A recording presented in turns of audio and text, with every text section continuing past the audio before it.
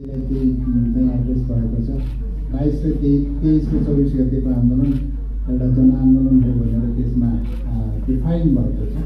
त्यो आन्दोलनमा खटेकाहरूलाई जनआन्दोलनमा खटिएका आन्दोलनकारीको रूपमा त्यसलाई चाहिँ व्याख्या गरिनुपर्छ र यो जुन किसिमले गिरफ्तारी भएको छ मेरो पनि यसमा विरोध छ। मैले भन्ने गरेको छु, सरकारमा पनि भन्ने गरेको छु, जुन आन्दोलनमा लागेर खटिएका आन्दोलनकारीहरूलाई त्यसरी समातिनु हुँदैन।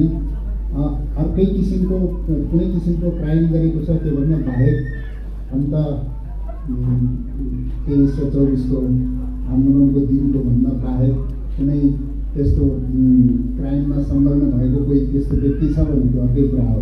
तर यो विषयलाई चाहिँ हामीले पनि गम्भीर रूपमा लिएका छौँ र यो बिस्तारै सरकारले यसलाई सम्बोधन गर्छ भन्ने मलाई लाग्छ। भएन भने यो सरकारको पनि चाहिँ जुन किसिमले जनजीय आन्दोलनबाट स्थापित भएको सरकार